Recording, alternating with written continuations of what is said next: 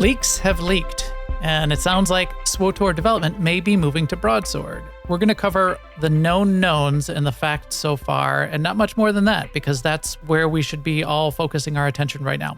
Also, more importantly and more fun, SEMA.3 is coming on Tuesday. So that and more on this episode of the SWTOR Escape podcast from newoverlords.com. Our broadcast astromech today is EPC 470. And a known is that we have SEMA with us today. Hello there, SEMA. What do you know? Well, hi there. Well, I know that we went to R4 tonight, and I think we've done this one other time before, but we one-shot our sort of nemesis boss, which is the sweet Nyrot boss. Sweet Nyrot. He doesn't deserve a name. We just call him Nyrot boss. Yes. So that was fun. I mean, it was one of those things where we're like, should we stop now for a break, or should we have one attempt on the boss first? And we're like, we don't need no break. So then we went and one-shot him. Right. So that is gratifying and fun. I have been, as I have been every week for a while now, working on Galactic Seasons. So I am now at level 100. Excellent. As am I. I am at 70 of 100 objectives for the achievement, and I need about 15K more rep for the achievement. So basically 3 weeks more rep. And then so in case you're listening to me and thinking, and getting nervous because, I'm behind, blah, blah, blah, blah, blah, you still have 67 days. Yeah. Plenty of time. Yeah. And then there'll be catch-ups as well, both for some amounts of credits, although the credits balloon very large amounts relatively quickly, but some credits and some cartel coins that you could catch up. So if you even want to, it's just cosmetic fun. We were telling someone who is recently returned to the game, Lars, who was on 2 weeks ago, recently returned in the middle of the season, and there's going to be another season to it's just cosmetic fun stuff, so I wouldn't stress. Yes, really. The more Galactic Seasons we have, the more I realize, and it's this way in other games too, that it's a fun thing to do. And it's like little boxes you can tick. Yeah. And you get cool rewards, but you don't have to do it. It's not. Right. I mean, it's kind of hard to say that or to believe that, because sometimes you just kind of feel like if you get behind, you have to, and all that stuff. SEMA, it's about the friends we make along the way. My friends tell me my head is misshapen. They did. Some of your friends did suggest that earlier this evening. SEMA said, my headphones hurt. And Don said, is your head misshapen? But that is definitely a friend I made along the way. Yes, it is. So yeah, I mean, things are like bopping along. How about with you, Max? Bopping along for me too. I did play a fair amount of SWTOR this week. I didn't play any SWTOR over the weekend because I figured I would hold this up. I've been playing this, and if you look close here on my install CD, this is my Windows 95 CD-ROM. This is why you had to reboot. You had Windows 95 running.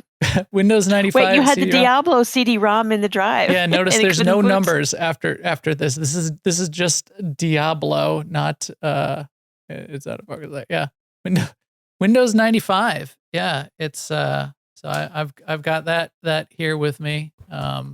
It's an amazing game. It's this new type of game called action RPGs that have just been invented. So I picked this up. I think this is what all the kids are playing right now. This Diablo one. So I did play quite a bit of Diablo. In fact, I finished the campaign. I'm up to like level 58 on my Sork. I was trying to play a lightning Sork because that's one thing that I like to do in a lot of games. I thought you said you're up to level 58 on your dork. My lightning Sork, and I'm kind of done. I'm kind of burnt out.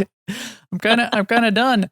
I also played some No Man's Sky because they had a release, but I have been playing a lot of SWTOR. We had a really fun mandatory fun night. We did. Corley was still out of town. He's mostly who runs our mandatory fun nights, and he's our ops leader too. He's back. We did our ops night tonight with Corley. I'm really glad to have him back because we're doing things happen when he's around. Right. We're doing like we one-shot NIRAT bosses. Right. When he's here, yeah. When he's here, real things happen. When he's not here, we're doing like Rampage and world bosses just with random people in the guild. We had somebody new to the guild who was in for the night, and it was only like level 17. So we went and did SD0 and killed a bunch of people on that world boss early in the evening. And then we decided, okay, well, let's go to Ord Mantell. That's another place that this person can join us. So we go to Ord Mantell, and I started telling this story about how I've been on Ord Mantell, and there's been roleplay going. There's roleplay guilds who will go to Ord Mantell all dressed up as troopers, and they'll like line up and stuff. So we did our rampage. We killed the 75 mobs or whatever we had to kill. I said, all right, fine, everybody come here into Fort whatever there, Runnick. That's not what it's called. Fort Bennick, Fort Jennick, and everybody line up. And in /say, I started yelling at them. I'm like, line up, you bunch of hut maggots. You see better discipline on a gaggle of Jawas, just yelling a bunch of stuff. And a bunch of new players there on Ord Mantell start like, one person just like got in line with everybody else. Fort Garnick. There, thank you. Fort Garnick. One person just like got in line and to get yelled at. Other people were like crowding around. And then finally I just spit. I'm getting so excited about this. Somebody whispered me and is like, you guys look pretty fun. Can I have a guild invite? And we thought that was quite hilarious. And yes, they got it a guild invite. So yeah, Fort Garlic. But yeah, so that's the kind of thing that happens when Corley's not around. So Corley, we need you back. R4 was fun tonight. We screwed up and wiped on the first boss, but one shot the bosses after that. So that wasn't really a problem. We still don't know how to do what's her name though. The last boss. I don't know. Apparently I have no names for anything. So I will say tall stompy lady, where Arya hangs out. We don't know how to do that boss. So we keep forgetting because it's been probably 3-4 weeks since we were in there. So now we're back in there. We're trying to tell ourselves the strategy, Lady D. We're trying to tell ourselves the strategy of as you get halfway through the fight, things change. You've got to kill these 2 spots on the ground, and then you get this chained knockback where one person gets knocked back and the second person gets knocked back from wherever that first person was standing, knocked back away from that person. And then the third and the fourth person each get knocked back from the person ahead of them, wherever they are getting knocked back from. So you line up and you get chained and everybody sort of gets knocked back in a row. But we didn't even see that enough times to even know, does it get cast 4 times? And do we figure it just have to like watch for the cast order, or no, there's a telegraph and it connects you. So we just got to figure that out. And we did a few attempts on Lady D, and we got to finish R4. Why have we not finished R4? So there we know. It's not 21 days that my reward. So I'm at level 100 on Galactic Seasons as well. It's 21 sets of rewards, but that's the levels that I have not picked up out of the PvP season either. So, because if you can see, I've claimed up to level 98 on the Galactic season. I will be going up to level 16 on PvP with you have a busy weekend credit planned. catch up. That's not necessarily. Oh well, PvP season is finishing in 11 days, so you only have a week left for the PvP season, but there are catch ups for that as well. So yeah, I've been doing bunch of stuff, but having a bunch of fun and a bunch of stuff. But we've got news to get to, so why don't we get to the news? Now, an Imperial News Network report. Yes, there is a bunch of news. So we're just going to tell you the 2 big headlines, which we told you about in the intro, because that's going to be the bulk of the segment. So let's get through our news segment and then have our news breakout. the top headline is that there was a leak. It doesn't seem like an announcement. It seems like a leak from IGN. We'll talk about exactly what it says in that leak, what we know and what we don't know, but it's about potentially the dev function of Star Wars: The Old Republic moving over to a company called Broadsword. And we'll tell you who they are and how that works and what's going on. What else do we got in the news, though? What was the other big, more So fun we thing? have a date now for 7.3, and it's We sure do. June 13th. It is June. Is it June 13th? That's the day? Isn't it? Yes, it is. Yeah, next Tuesday. Which is good that it's June 13th, because June 14th I'm tied up because it's my birthday, and I'm going to be watching the Dungeons and Dragons movie with the fam, and having maybe some Five Guys or something. We're gonna doing a little movie night that night. So good. That's coming on Tuesday. We know what's coming in it, but we're also getting story, so that's going to be fun. We'll talk about that for just a couple of minutes as well. What about the guild? What's going on in our guild news, SEMA? Well, I know this will be shocking to everyone, but on Tuesday nights we have our MFN, which is our open guild night, where we do get together and do things for fun. That's what the F means in MFN. It's a semi-casual. We sometimes do operations, but I just want to point out that if you're in the guild, it's not required to attend at all. It's just come and have fun with us. We do talk a lot about a lot of different things while we're running around killing things, world bosses, doing rampages, even though they're not called that anymore in Conquest. And as Max described, sometimes if the cat is away, we will RP play. Yes. Well, not very much. No. that one time. We killed a whole bunch of world boss. I mean, we did like the world boss weekly. We did a bunch of rampage. We got conquest points. Yeah, I don't want to give the wrong idea that we know how to RP or anything like that. Like 2 full sets of like 200,000 conquest points for everybody. That's mostly what we're doing on those nights and galactic season objectives. But sometimes other things. And then on Wednesday night, because I see people talking about low B PvP on Wednesday nights, Stask and Machete, or Stask or Machete, do some PvP, and everyone's invited. They oftentimes will do the Lobby bracket, and they're finding that pretty fun. Actually, maybe less stressful than the max level bracket, which is level 80. And then Friday nights, they often fly GSF, and they're making plans to have some other activities rotating in on Friday nights. Yes. Yeah. They're going to be doing some fun things with the PvP, it sounds like. They are going to potentially be doing, and Stask is in the chat room, so Stask is one of the officers who's leading that. They're potentially going to be doing some splitting the night up and maybe doing some both instructional and, Q&A and looking and helping people with builds, and maybe duels in the guild stronghold, the arena, the PvP dueling arenas in the Rishi stronghold, doing a little bit of that, doing some low B PvPs, as Machete is saying, the queues might take a little bit longer on low PvP, but I had a lot of fun. I was surprised how much fun I was having in low PvP versus high PvP. There's a longer TTK, time to kill. Right, so live. You can do more things, yeah. So you're like using all of your abilities. You can have a little bit longer fight. You can see who you're fighting. It's not like, bang, you're dead. You burst, and it's like people flying in from off screen. And, if you're targeted by 3 people because you're marked, you're dead. And, Twitch, and everybody's like jumping around and hopping around as fast as they can. It's a little more, you get to like do a little setup and strategy, and nobody has all of their abilities just yet. So you're not like stun locked 100% of the time. Not that level 80 PvP is bad. It definitely can be really fun and good as well. But I had a lot of fun with that low PvP. And if I was going to do a full PvP season, I would probably be spending quite a bit more time, because now these guys have turned me onto it with the low PvP. And that's the 10 to 44, I think, is that level range that we were doing it in. That was a lot of fun.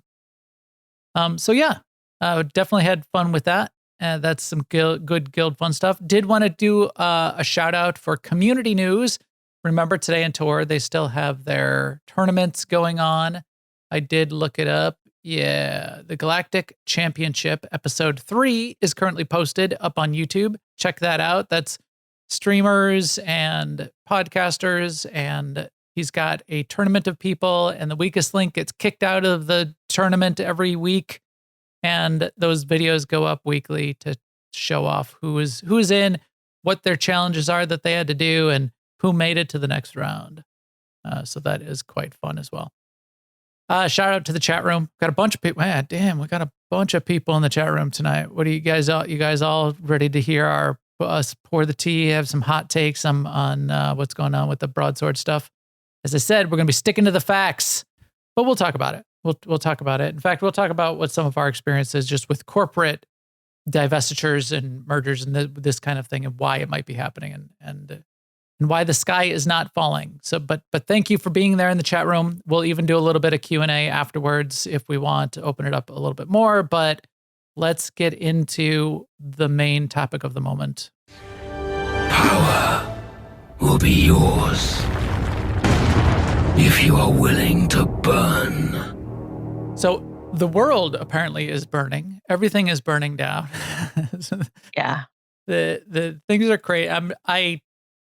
We're not going to talk too much about what sort of like the whole overall feedback of the community is, because it made me sad. It made me. I was on Discord with SEMA, DMing SEMA yesterday and today. I was like, do not read the forums.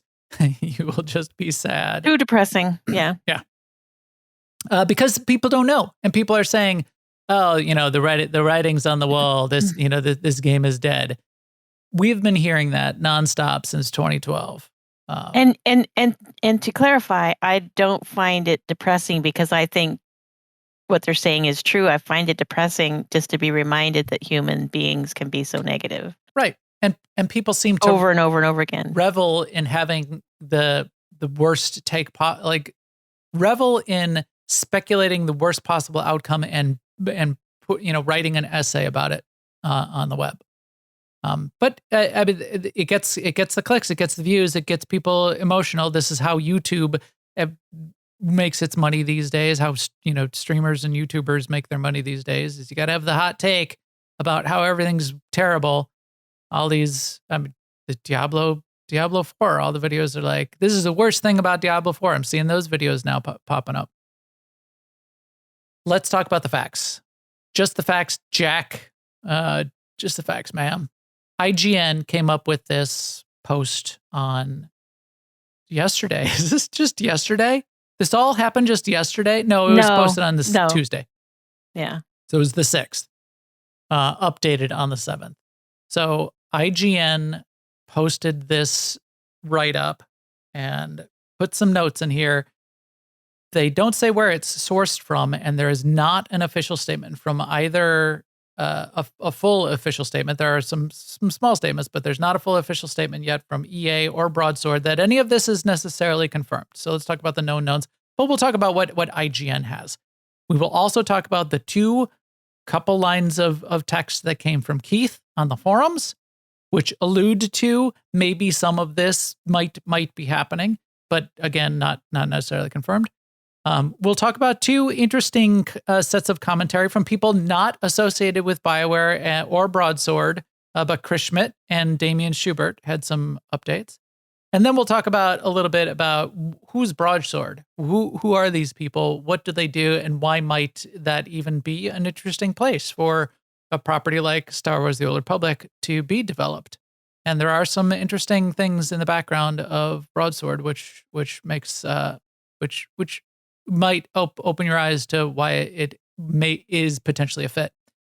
And then we'll speculate. We'll speculate on potentially why EA would make this move. And it's probably comes down to board of directors and accounting and profit margins and balance sheets, and that it's boring stuff, and not that they hate Star Wars or something. It's very likely some things in those directions, because there's lots of money being made on Star Wars: The Old Republic these days, but not the right kind of money, and we'll talk about that.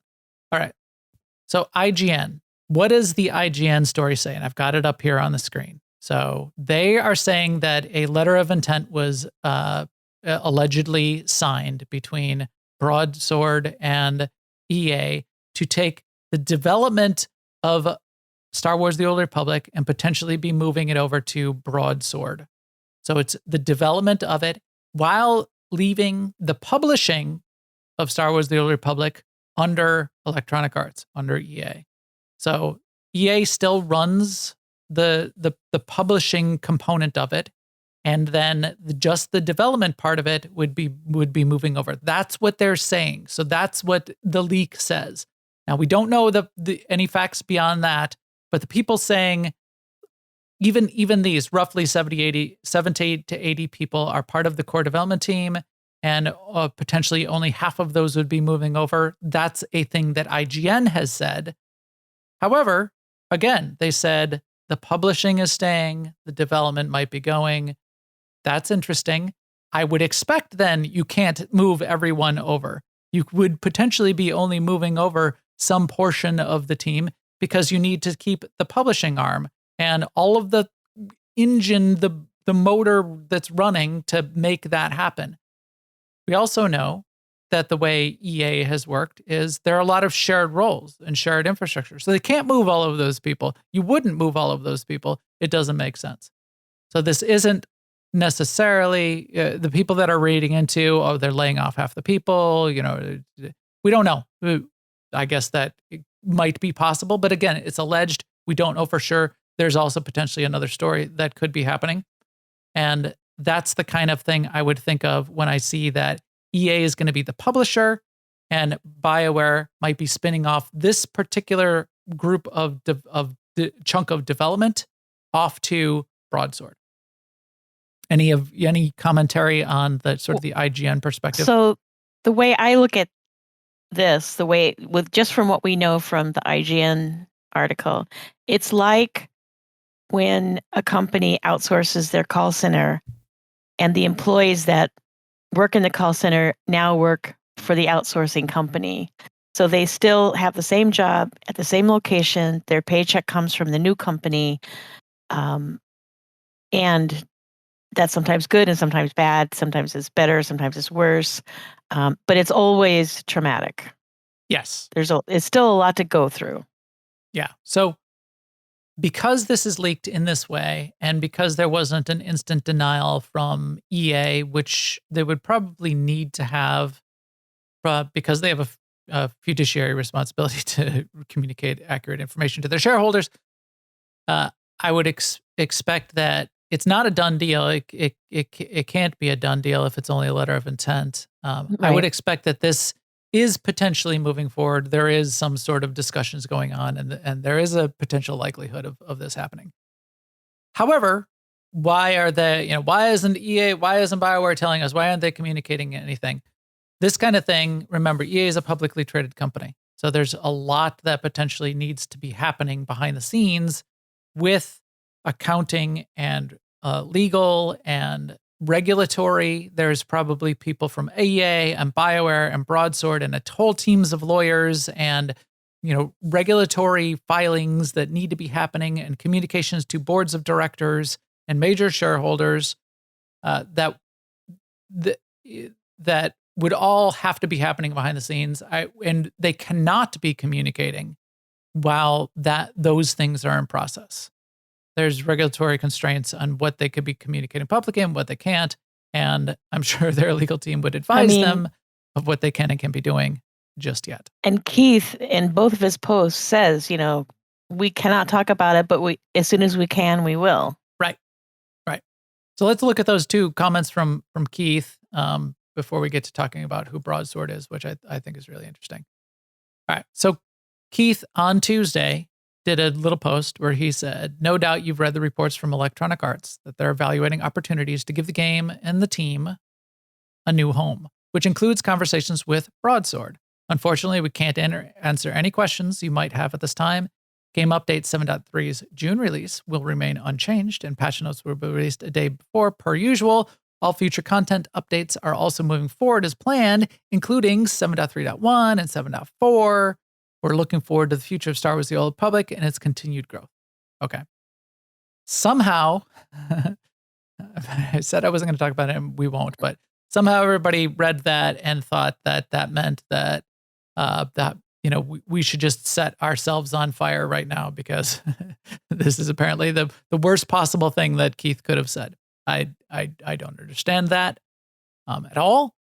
But Keith here is expressing that even if there were preliminary talks or ideas being shared or friends at Broadsword where they wanted to have a little bit of a conversation going on, because there are friends at Broadsword, and we'll get to that. Sure, they can't talk about it. They can't talk about it, but when they can, they will. Also, there's stuff that we're going to be potentially getting to get our hands on in the roadmap, and they're talking about 7.3.1 and 7.4. And remember, all of what's gone on so far, and you can speculate, and I've seen people speculate, well, maybe that was to get it ready for a move like this. The 64-bit, the updates to the infrastructure, updates to the game engine, being able to make more content more quickly. You don't make that kind of investment if you're going to be shoving a game in a corner. So I continue, we've been saying that. We've been very happy about seeing those investments over the past 6 months. It's been really exciting.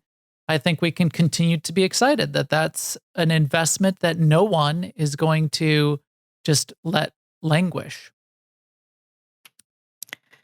And if you look at it as like an outsourcing model, EA is still going to see the benefits of that improved infrastructure. They sure are. They sure are. The way the revenue will potentially flow will be slightly different for EA and maybe much more beneficial to what they're trying to do to restructure their cost structure. Which again, I said we would get to that too. But let's go to the second post from Keith, which came yesterday after there was 15 pages of,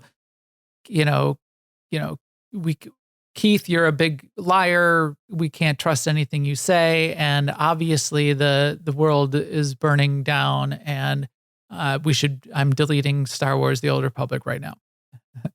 I'm in the middle of an operation and I just uninstalled.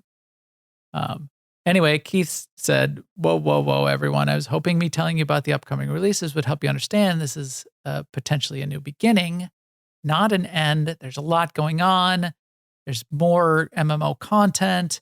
They've got ideas. I mean, they've got a story to tell.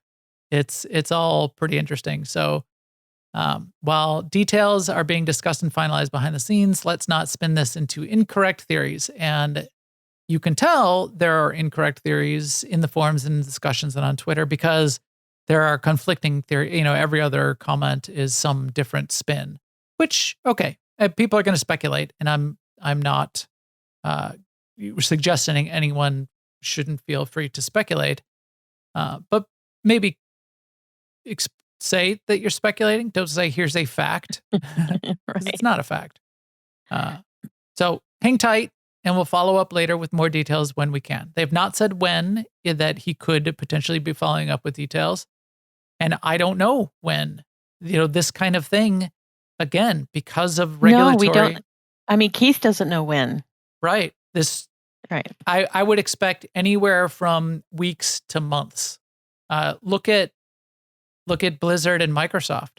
Microsoft says, hey, we want to buy Blizzard. How long has that been going on now? Almost a year? Mm-hmm. Now, this is not as big an acquisition as that, and there's not. No, because there aren't trust issues, but yeah. Yeah, there's not, like, the EU is not gonna Yes, say, right. hold up a second. Star Wars: The Old Republic? You kidding? All right, we're gonna need you, Keith. You're gonna need to fly into The Hague. We're gonna. You're right. Brussels. You're gonna need to fly into Brussels and explain yourself. So it's not at that level. So I wouldn't expect this is gonna go basically 6 months or a year. But they've got a lot to work out, and there's lawyers, guns, and money that are involved with these kinds of things that are going to have to be understood. So let's talk for a second about Broadsword. Who is Broadsword? Broadsword is a company that is designed and was set up to and invented to run MMOs, to take over and run a couple MMOs. And you could look at this positive, and I see people criticizing too, because they've got 2 MMOs that they currently run, Dark Age of Camelot and Ultima Online are their 2 games. I'm a big fan. I have a lot of nostalgia for Ultima Online. That was my first MMO, like Superior Server. Huge history, and they've been running it. There's not big updates or releases or big patches. They're not, revving the game. There's, they don't have a big development team. They have something around, a few dozen employees from what we understand. However, let's also, so these 2 games don't sound like what we would want the future of Star Wars: The Old Republic to be. However, again, if there's a big chunk of the development team moving over, you don't do that to put it into a maintenance release, an indefinite, and potentially that is not what infinite happened with Dark release. Age of Camelot or Right. Ultima Online. Right. It's a small team continuing to run these in a cool way for the people that want it still run that way. I mean, you have people that would love for that to just be the case. In fact, I bet you there's a population out there that would love for them never to have another update from Star Wars: The Old Republic. Just like there's people in the WoW Classic that are like, you better not even fix the typos in the game, because it's got to be the pure experience. However, you don't put a whole bunch of development over there. You don't double the size of the company to do that. For one. For two, who launched Broadsword? Let's talk about that. Where is his name? Rob. Where are you at, Rob? So if you look at the history of Broadsword, you come across this guy, Rob Denton. So who is Rob Denton? Rob Denton is an ex-BioWare executive who worked in BioWare from 2006 to 2013 around the launch of Star Wars: The Old Republic. So Rob is one of the founders of Broadsword Games, co-founder of Loric Games. Rob has been in this industry for a long time. Rob was an executive back in BioWare. Here's where I looked at, okay, if I'm EA and, we want to restructure the way our business kind of works, and our shareholders and our board of directors is demanding this of us, profitability wise, we need to do something with this SWTOR thing. We love it, but who can we talk to? Who would we put? And you could say, well, why would they go to Broadsword? Why don't they go to any other thing? Hide my DMs. Good point. No, look, that's all saying nice things. Yeah, hey, right. It's sponsored. Jeff, I want to be respectful of your time. Thanks, Sienna Steinbeck, with your sponsored spam post. Fine. Anyway, Rob Denton. I'll hide right. Rob, you can look up Rob Denton. But yeah, so Rob, being ex-BioWare, having relationships back there, potentially having love for and affinity for Star Wars: The Old Republic, I could see... And for MMOs. Inventing a company to be able to run MMOs. This could be a dream come true for somebody like Rob, and for a development team to find a new home. It sounds like the potential for a great fit. Again, we don't know for sure. We would have to get some behind the scenes of what's going on, and hear from everybody, which we may eventually, if this ever happens. Maybe we could hear from Rob, we could hear from Broadsword, we could hear from the leadership of EA and BioWare and the SWTOR dev team, and maybe put some of those pieces together, confirm or deny. But, I'm getting the sense that this would potentially be an interesting place for it to end up. And Rob would potentially be the right kind of executive to take that on. He would know. He would know if it's something that they could do, and he would know if it's something that he would want to do because he was there. He was there getting that started. And one thing that I speculate on, like, again, this is not an example of just the facts, but for Broadsword, this is could be a huge boon for them. Like this is, a huge opportunity. And I'm assuming, I guess I'm assuming, they'll treat it like that. Yes. If I was Broadsword, I would be over the moon.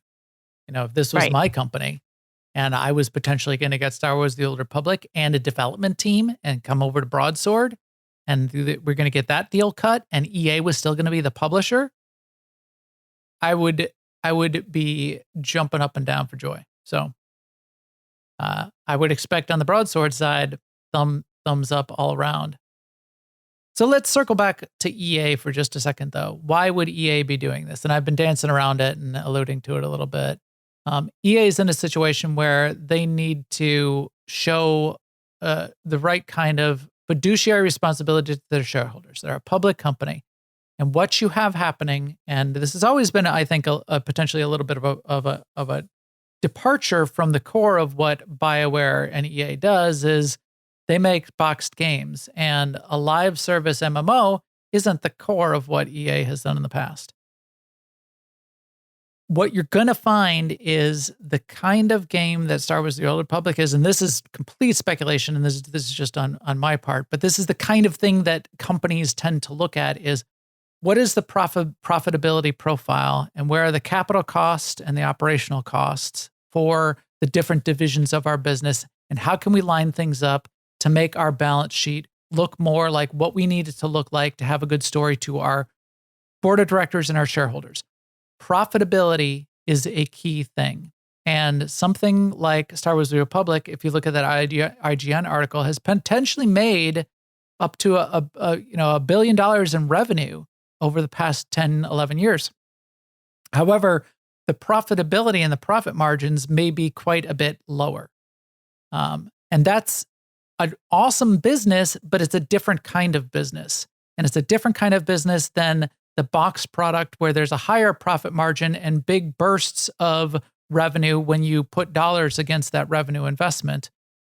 And if you have a mismatch in profitability and you're trying to consolidate your business and reconsolidate your business, you're going to need to separate it. You're either going to need to go one direction or the other direction. And EA, since the bulk of their business is in the higher investment by higher profitability multiples on box product in a burst cycle, a long burn operational, OpEx versus an operational spend and long-term revenue for lower profit margin doesn't fit in the balance sheet and can actually bring down the profit margin if that's the metric that they'd like to produce. I don't know that that's necessarily what's going on inside of EA, but I would bet that that's the kind of thing, because that happens a lot.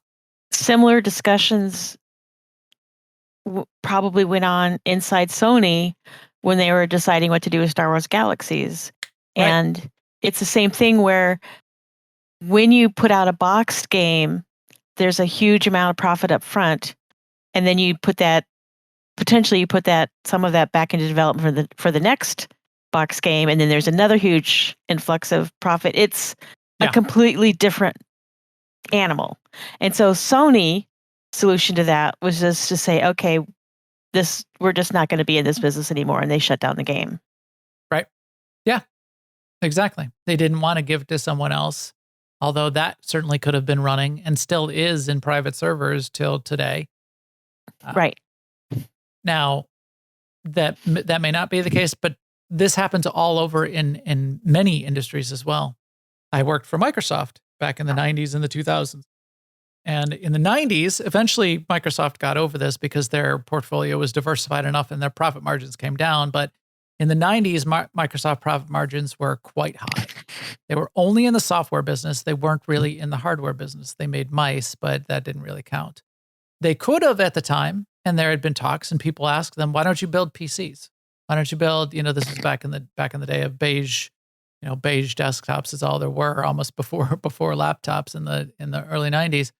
Why don't you build PCs? The profit margin on PCs is in the single digits. The profit margin that Microsoft had on software back in the 90s, and the growth was in the high double digits. It was like in the 30s, I think like 35%. something like that. So you can't take a whole bunch of revenue, and it would have been potentially a lot of revenue at a 3% profit margin, because that's going to dilute your overall profit margin. So they didn't want to do it, and they didn't. Not because it would have been bad or they wouldn't have made money, but it would have changed the profile of what their portfolio was that they were offering to the marketplace and to their shareholders. And it would have made the stock price go down, even though they would have been making more money, because people would say, oh, you're eroding your profit margins. Now, if they had flipped the business and been a Dell potentially, and here we're going to make it up in volume, we're going to sell on, we're going to have only a 3, 5, 7, 9% profit margin, but that's going to be our business is going to be built on hardware. Well, then it's a different profile, and you have an expectation that you can move forward with. So I would expect that those kinds of things are, again, it's speculation, but those kinds of things might be what the kind of math is that's going on behind the scenes. But yeah, they're not. Yeah, and I mean, it's a whole different layer of multiple layers of justifications and how they look at things and how they report things and what the responsibilities are. It's not just something you can sit on your sofa and say, oh, they're doing it because of this one thing. Right. Let's also talk about, because it's quite fun and there's some really good friends, at least one really good friend. I don't know Damian Schubert too well. He's a little before our time. But I know this guy, Chris Schmidt, very well. In fact, you can listen to a couple interviews that we've done with Chris Schmidt where he's talked quite a bit about what's going on with his time at BioWare and just game design in general. I've got a ton of respect for Chris. Me too. Thinking of leaders in the industry, leaders who are actually making games in the industry. There's very making games and also making a better world. Yes, his vision is unparalleled in my view. He's like a top tier vision and strategist and design, setting out design principles for how games should be made.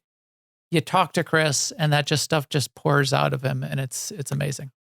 And the words that he put on Twitter, which we're going to talk about, that actually got me to see this whole thing a little bit differently. Right. So here's some of what he was saying, and this is coming from him being a leader in this team for quite a long time. Lots of conflicted feelings here for me, but happy the game will live on. Maybe one day I'll be in the headspace to share some thoughts. My point of view right now is someone who worked for BioWare Austin on Star Wars: The Old Republic from 2009 as an assistant world designer through 2022 as design director. A couple other things on the side. BioWare was its own studio for many years, founded in order to make that game. So BioWare Austin was founded to make Star Wars: The Old Republic. They didn't really collaborate with BioWare Edmonton very much on the dev side. There were a couple side projects. Apparently, the our ship fighting space on rails parts of Star Wars: The Old Republic was done by BioWare Edmonton. But as a business and revenue and everything, they were kind of insulated, is what Chris is explaining. There's a lot of what Chris then says that if you're running an MMO, it can be fairly predictable in the long run. And they knew the SWTOR business very well. However, and this is what Chris alludes to, it wasn't something that EA or even the rest of BioWare really understood, because it wasn't something that they were used to from a business model perspective and from a development cycle perspective. So with those kinds of things in mind, he could see this being the kind of thing that long-term isn't necessarily as good of a fit. And if it's not as good of a fit, but it is a viable source of continuing revenue, like from a publishing perspective, this is where Chris is saying, yeah, this kind of sounds like a loss for EA and BioWare, but because it wasn't a fit, if they could go somewhere where they could have a home and have potentially more opportunity and more control over their own destiny, maybe this is a really good thing for Broadsword and for the SWTOR team. So yeah, so Imagine team excited about a game, incredible plans. with this sort of weight behind them and being sort of ignored or sort of like shifted to the side because people just don't get it as much as they should, even though it's like $1 billion in revenue flowing through over the years. This may be a really exciting new chapter, is what Chris is explaining. What else did you get from Chris on this stuff, SEMA? Anything else? Well, just reiteration of the notion that they're now going to be in a environment where people not only understand MMOs, that's why they get up in the morning as MMOs, as opposed to a previous environment where people were like, oh yeah, that's cool. Oh, but this new box game thing, now that's what we really need to get money for. And that's what we need to get recognition for. Right. Because it's the new hot, sexy thing. Whereas over here, MMOs are the sexy thing. Right. So and now I'm speculating they might find they have more freedom when it comes to making decisions. They might find that they have more direct input to how things are budgeted. They might. Yeah. The fact that Broadsword is not a public company also might provide them some flexibility. Might simplify and streamline some things. But so we'll have to see how as far as that goes.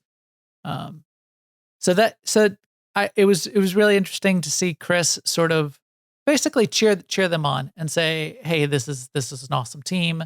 He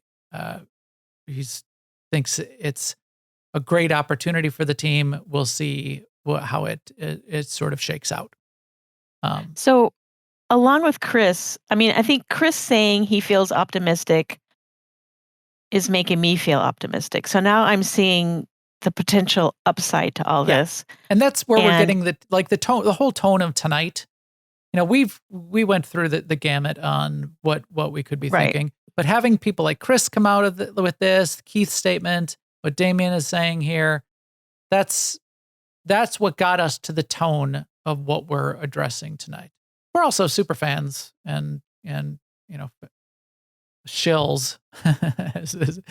Shills with no compensation. That's a bad deal, but right. We're not going to deny we're that. Shills, We we're love really this. dumb ones. we love the game. We've done 400 episodes of this podcast about the game. We don't want to see it die either, and we have a lot still pretty of much respect for the team. But yeah, so Damien Schubert, also a leader in BioWare at the time, and ex BioWare, someone who worked on some of the monetization parts of Star Wars: The Old Republic back in the day, in particular, saying things like, and he's responding to people saying, this is the beginning of the end for SWTOR. It's a ridiculous thing to say because that's people have been saying that from 2012. So maybe, someday it's going to be right. So maybe it's not a ridiculous thing to say. If you say it often enough, someday you'll be right. Yeah. Yeah. Because someday, yeah. And when a couple years from now, when this isn't right, nobody's going to come back to this Andy Thompson and say, remember in June 6th, a few years ago, when you said it was likely the beginning of the end? It's not. Well, then it could say, well, now it's the beginning of the end. Right. But anyway, Damien is sending. But in the short term, he gets the fun of being a negative guy and getting somebody like Damien to reply to him. Right. Or he kind of replied to Damien, but yeah. But yeah. So. And also, some measure of perspective, because Max and I in the last year have talked to a bunch of different game developers and every type of game role, and companies from very small to very large, and most of them would kill to have the size of business that SWTOR does. Yes, absolutely. Again, why if I was Broadsword, I would be over the moon that this is even potentially a possibility. In fact, man, I'm semi-retired at this point, but if I was ever going to have another job, this is the kind of thing, either side of this deal would be the kind of thing that I would be excited about from a career and a business perspective. Yeah. Because this is what happens in this kind of deal is Now you have an opportunity to instead of becoming like the small fish or the red-headed fish in a big pond at EA, now you're the big fish in a small pond, and you have the potential to launch a business, an existing business in Broadsword's case, launch a business into a new level. If they were going to take BioWare Austin and the SWTOR team and spin it off into its own company, that would be even better, I would think. I mean, it would be lost for Broadsword, but I would, as a team member, I would be way excited about that, because that has a whole bunch of other implications for the existing team potentially. I mean, another thing that Chris said that I thought was really, really interesting is he said that when BioWare is taking too long to deliver on games like Dragon Age and Mass Effect, BioWare, the company, can still report earnings because of Star Wars: The Old Republic. And now, will they still be able to do? They might find that they have fewer places to hide.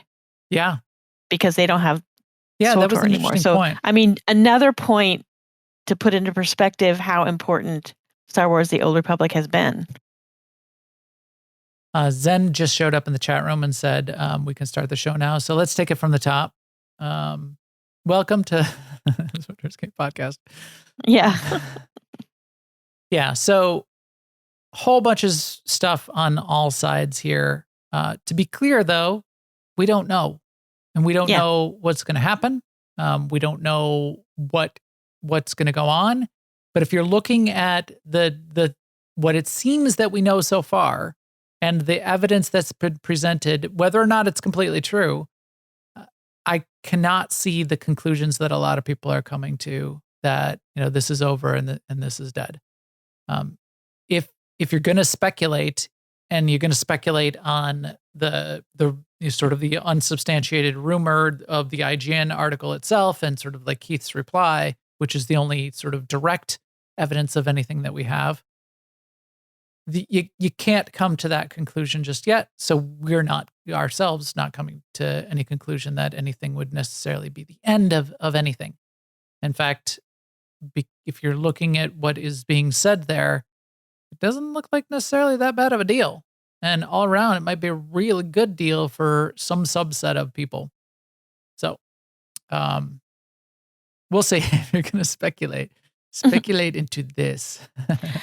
And I just want to say also, if you're the kind of player that, and many people are, that doesn't watch every game-related tweet and doesn't read the forums, and you're kind of eyes rolling back in your head because we've mentioned this thread and that thread and this other thread, SWTOR actually put together an article about all this that has the IGN article in it, the important tweet threads, and her, what her plans are around it, and it's a good package to just read the whole thing. Yeah, she's a treasure, isn't she? Where is her post? Why is it not like on her? Yeah. So she copied the text out, but also gave the links to each of the like couple of the tweet threads. She doesn't have the background that we had on some of the stuff around Broadsword, but could potentially be adding that in. And then she even added like some extra like pictures and illustrations and things like that. So very, very cool. Great consolidated place if you want to read into this. If you don't, because the game is, I mean, so let's finish up by talking about that's what the other actually side of it. is real, right? Which is the game is here. We're all playing it. We're having a good time. And 7.3 is coming on Tuesday. So what's 7.3? Remind us what 7.3 is, SEMA, and I'll remind along with you. Well, you saying that, it's like Keith did say in his second post, yes, 7.3 and 7.4, but also they have plans beyond 7.4. So it's not. Yeah. It's not Which like he says. Yeah. It's not like what's in the pipeline and then nothing after. Right.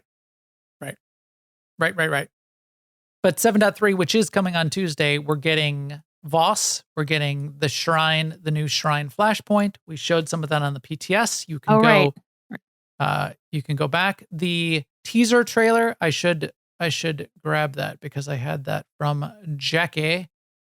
So Jackie posted in the forums, and she also put the teaser trailer clip that I believe is what they showed. It's the teaser that they showed on the dev stream, but it's pretty good. It's a good little teaser. So we'll bring that up while we're talking about it too. But yeah. So remind us of what's going on, what we know so far of of who we're talking to there on Voss, SEMA, while I bring up this. So so there's going to be a new area on Voss, and it'll be accessible via the Galactic map. Yep. It'll be sort of like how on Manon you can go to either one place or the other, and on Belsavis you can go to Section X or Belsavis, and on Corellia you can go to Black Hole, or it'll be like that. And we don't know the story yet, but there's some story there. And then there's the new Flashpoint, the Shrine of Silence, which we spent some time in. But I don't remember who we talked to, because for one thing, we didn't have the story piece yet, so Right. It didn't stick in my mind. And what goes on in the shrine isn't directly part of the story. So they were very Right. clear on that. So It's a side story. It's a side story. There is some Malgus stuff going on with Voss and what he was potentially, maybe he's grabbing more relics, or he's putting more things in motion, and more things are going to burn. Power will be yours It's already in motion. if you are willing to burn. And we're potentially going to be having another conversation with. So here's the 30-second teaser. Let's play the 30-second teaser. Let me get my head out of the way even. There we go. Every time we learn something about Darth Null, it adds more pieces to the puzzle. But whatever is to come from this, it is you who will choose the fate of us all. You are right to come begging for answers.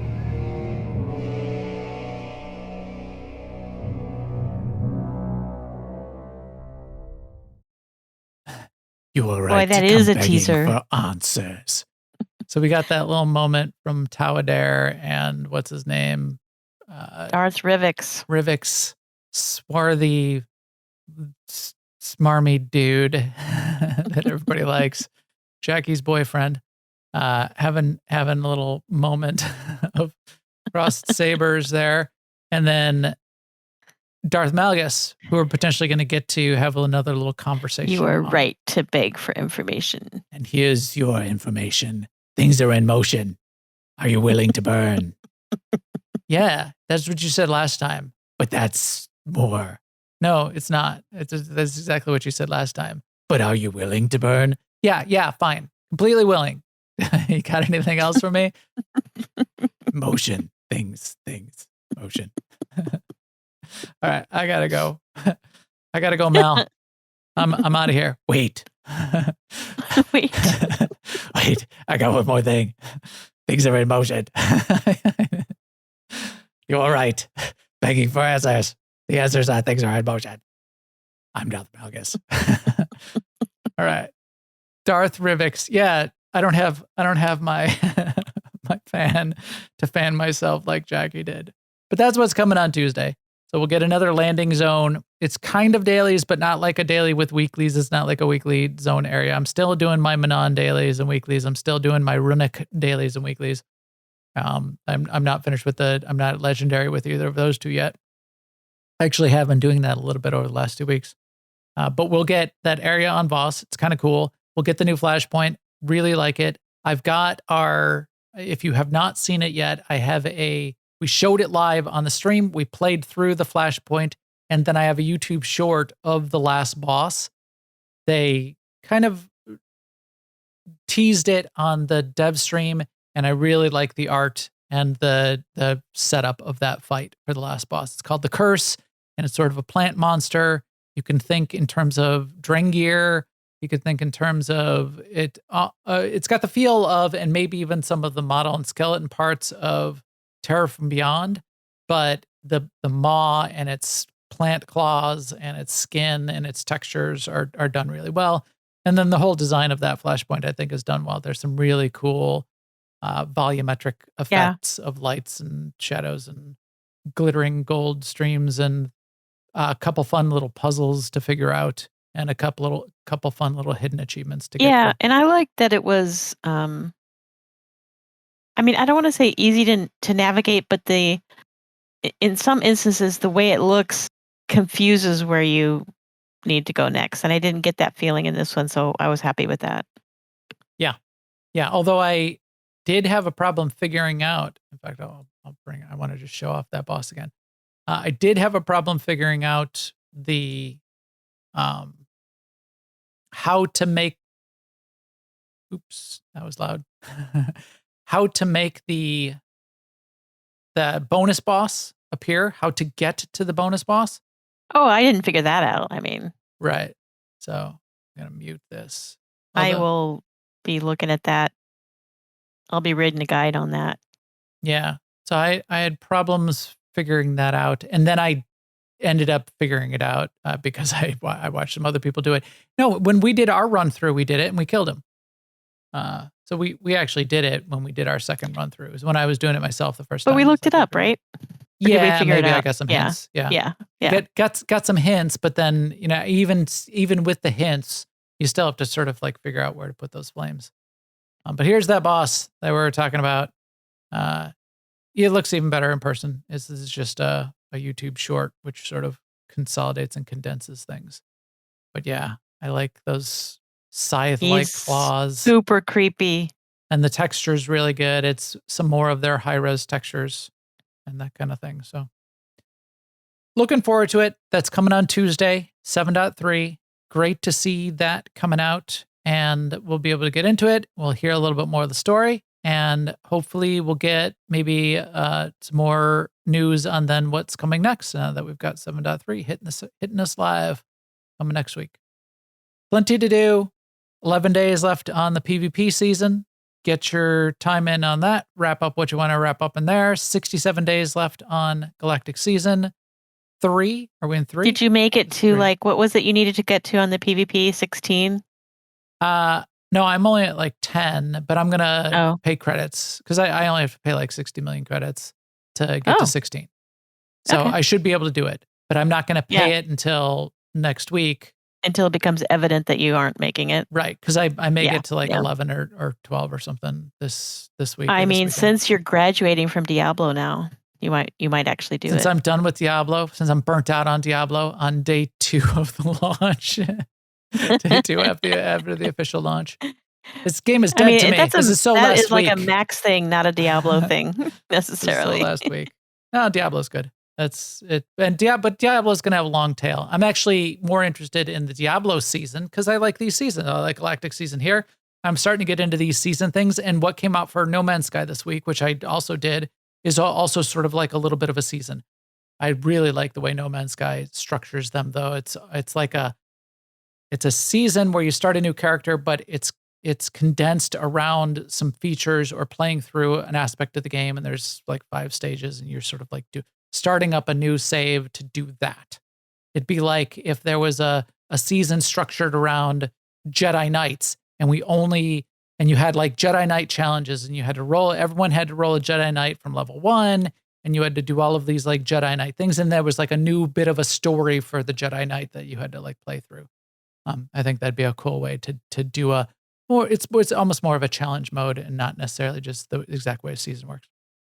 So yeah, that's where I'll go back to Diablo, and that's certainly what I'm looking forward to in Star Wars: The Old Republic is seasons going forward as well. Good. Anything else, SEMA? I think we're probably pretty good. I think that's pretty much it, yeah. All right, let's wrap up this episode 470, with our EPC droid 470. Ready to kick that droid out of an airlock to broadcast this episode to all of you out there. All the feed and subscribe links, as everyone should know by now, are on newoverlords.com, and our YouTube channel is YouTube/newoverlords. You can also come chat with us in our Discord, and the Discord link is at newoverlords.com/Discord. And that's where you can chat with us more, even during the week or anytime. People pop in there and ask questions. What do you think of this? People bring us this kind of news, which is really, really appreciated as well. If you would like to follow the feeds on Twitter or Mastodon, you can look for at Max the Gray or at the New Overlords on Twitter, or I think just at newoverlords.mastodon.social, I think is where that is. And we'll keep you up to date for feeds of when we go live in those kinds of places as well. For the Our Guild, Leiact Est, our guild is on Starforge. We have guilds of both the Republic and the Imperial side. We sometimes search for babies on Ord Mantell and do a little bit of role play there in between getting conquest points. If you'd like to come join us, you can check out our Broad Guild, which is in all the games, including games like Diablo, but WoW, Final Fantasy, Guild Wars. You can find all of that at aie-guild.org and jump in our Discord. That's where all of that happens as well. In our Discord there is where you can get into our SWTOR section and our SWTOR channel and ask for a guild invite. We would love to have you. And with that, we will talk to you soon. Later, everyone.